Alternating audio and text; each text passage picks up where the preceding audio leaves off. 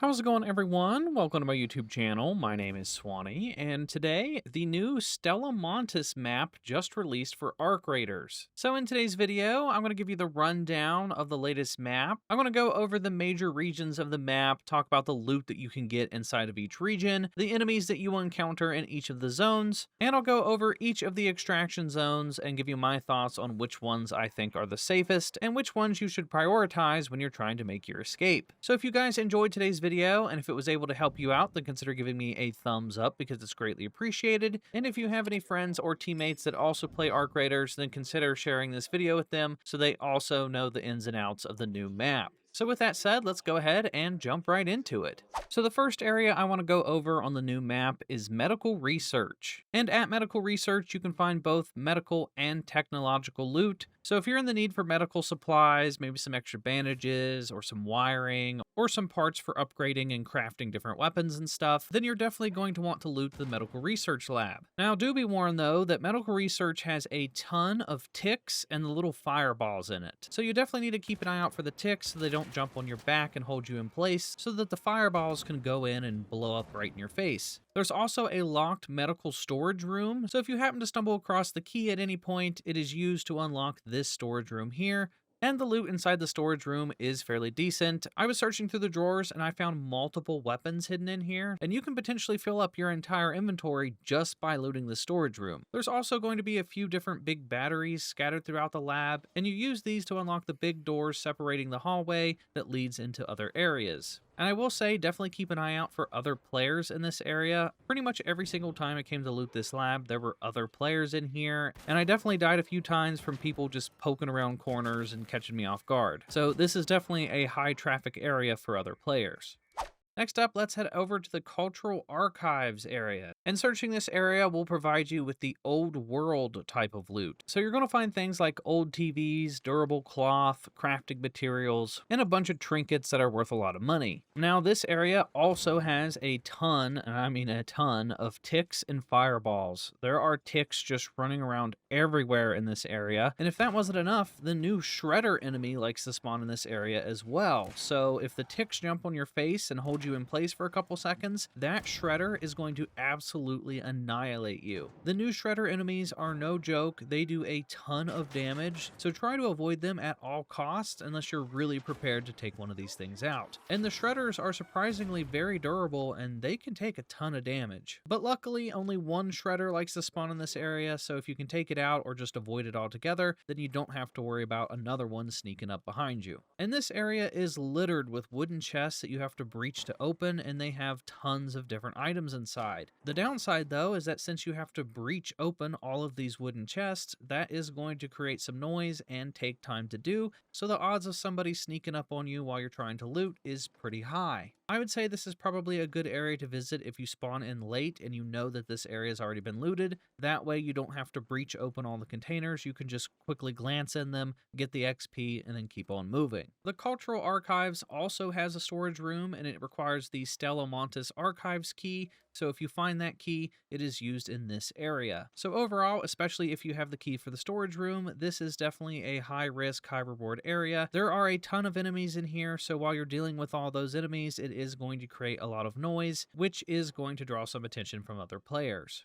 Next up is the Seed Vault, and this is an interesting area because you won't have access to it unless you unlock the front door. And to unlock the door, you have to find one of the batteries down the hallway and then walk the battery all the way back to the door. Be careful though, because this room will also have a lot of ticks inside of it, and sometimes turrets will spawn in on the ceilings, and if you're not careful, they will very quickly melt through your health. And in this area, like the name suggests, it is the Seed Vault, and here you will find just tons and tons of seeds. And of course, seeds are not only a very useful resource that could be used for one of the traders, but you can also sell stacks of 100 of them for 10,000 coins. So if you're a new player or you're just struggling for coins in general, then this is a pretty good area to farm to earn yourself some additional coins. I was able to solo the entire seed vault, and when I left, I had 53 seeds, and I could have earned way, way more. I'm guessing I could have had upwards of maybe 100 seeds if I would have picked the entire vault clean. Now, there's only one entry point into the seed vault, so if you're afraid of people sneaking up on you, it's probably a good idea to lay down some traps or some mines at the front entrance. That way, you can safely loot knowing that if somebody comes in the front door, it's going to set off your trap and give you a bit of a heads up.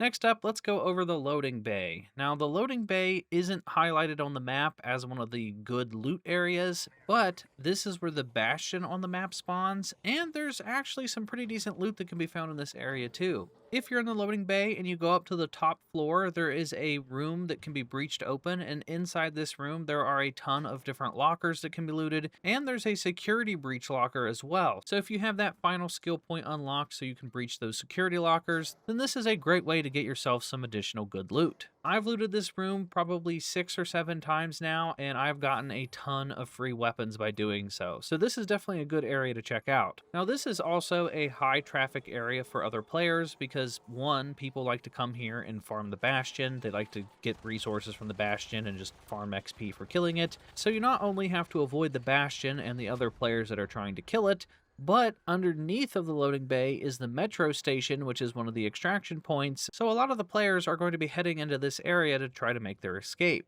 Up next, let's talk about the assembly workshop. Now, this is a yellow loot area, and in this area, you will find technology type loot. So this area is really good if you're trying to upgrade your weapons or your workbenches or craft some sort of weapon mod or anything like that. But the loot in this area is just kind of okay. I wasn't finding anything too crazy in this area, but I do want to point out that this area also has one of the security breach lockers down at the bottom floor in the middle room. So if you have that final skill point, this is also definitely worth checking out. But more importantly, I want to point out that this is one of the few locations that has one of the Raider escape hatches. So if you have a key and want to avoid getting killed at extraction, then this is one of the areas that you're going to want to go to. And in my experience, I only ran into maybe 1 or 2 players, so this area didn't seem to have as much foot traffic as some of those other areas. So if you need to make a quick escape, this is probably one of your safest options.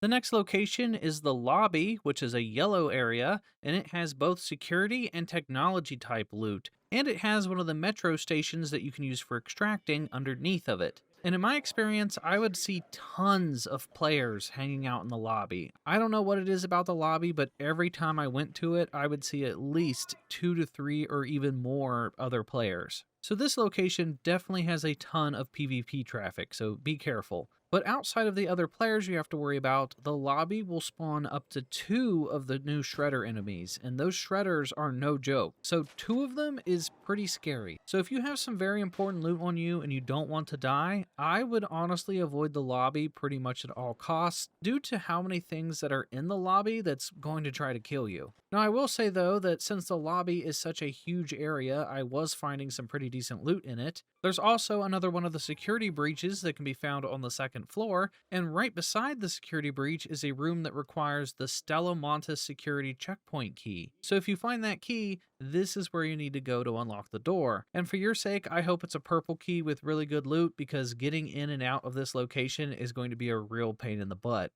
The last location I want to mention is the Sandbox, and here you will find both mechanical and technological loot. This is the section of the map where you'll find the little Mars rover robots that are on display, and definitely be careful when you're exploring this area because there's some shredders that are on patrol in this area, and they'll enter in and out of different rooms. So 1 second there might not be a shredder, and then the next second one pops out behind a door and suddenly wrecks your face. So definitely stay on the lookout when you're exploring the Sandbox. Now, the Sandbox has 2 security breach areas. One of them can be found in the control room, so the control room has some pretty decent loot. But that's not all, because if you go to the very top area of the Sandbox, it has a storage room that can be unlocked with 3 different batteries. Now, luckily the batteries aren't very far away. They're literally just plugged into a different door, so you have to one at a time take them out of this door and carry them over to the storage room. And once you have all 3 of the batteries plugged in, there is yet again another security breach locker and a pretty high chance to find some good loot just lying around. So even if you don't have the security breach skill point, it's still worth doing this puzzle to unlock this room because you're going to find some pretty decent loot just lying around on the floor.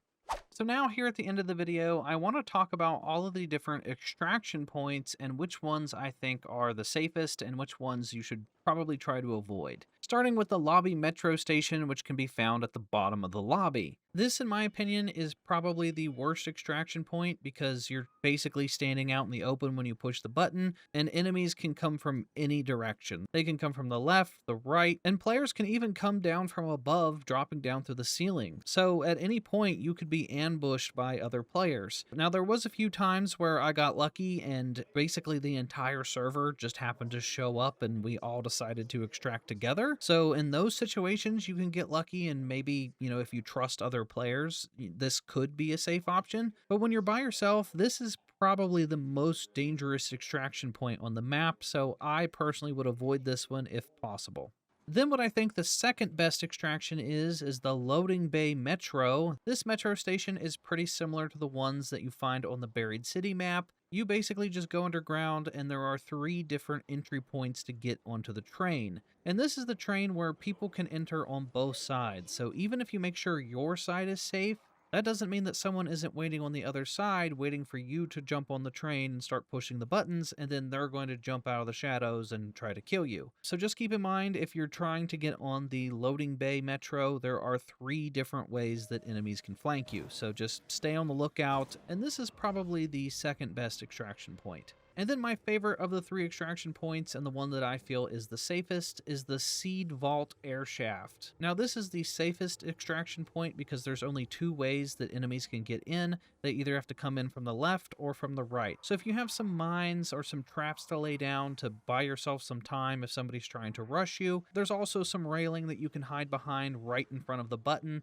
So if you need to take cover, you can. Plus, once the air shaft opens, there's no way for enemies to get in behind you. They have to push forward. So the Seed Vault air shaft just provides you with the most amount of cover, and it's by far the safest of the 3 extractions. Then there's the 3 raider hatches, which are all fairly safe. There's the one up in the assembly workshop that I mentioned earlier. This area doesn't seem to get too much PvP action, so if you need to make a quick escape, this is a fairly safe bet. Then there's the Eastern Tunnel Hatch, which is fairly safe from PvE. When I was running around in the tunnels, I didn't come across any robots or any of the Ark enemies, so it was fairly quiet down here. The problem is that to get to these tunnels, there's not really any safe route. You're going to have to fight your way to get down here. Plus, with the tunnels being so dark, there's many places that a troll player could be hiding in, just waiting for you to access the hatch. So I would probably try to avoid the Eastern Tunnel Hatch unless you're specifically on this side of the map and you have no other way to escape. And then the final Raider escape hatch is located at the very bottom of the map in the Sandbox region. Enemies don't often spawn in this area, and unless a player is trying to specifically camp this spot, it should be a pretty safe option.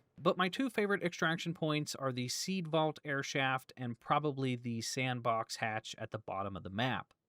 And real quick, I wanted to remind everyone that Arc Raiders does have an interactive map over at Metaforge. So if you're struggling to find something specific, this interactive map has pretty much everything that you could need. It lets you hide individual items, so if you're trying to look for a specific enemy type or a specific item that you're trying to loot, you can easily toggle them on and off and quickly find everything. And of course, this map isn't fully completed yet, but as they discover new hidden items, they will be adding it to the map, so this is definitely worth checking out. So that is going to do it for everything in today's video. I tried my best to cover all of the most important regions of the map. I'm sure there's still tons of hidden secrets and Easter eggs and stuff that I haven't been able to find yet, but the point of this video is to act as a bit of a beginner's guide, and hopefully these tips will help point you all in the right direction. So that is going to do it for everything in today's video. If you guys enjoyed it and it helped you out, then consider giving me a thumbs up because it helps me out in the algorithm. If you're new here, hit the subscribe button and hit the bell for notifications. That way you don't miss out on any future Arc Raiders videos. And that is going to do it for me, and I will talk to you all next time.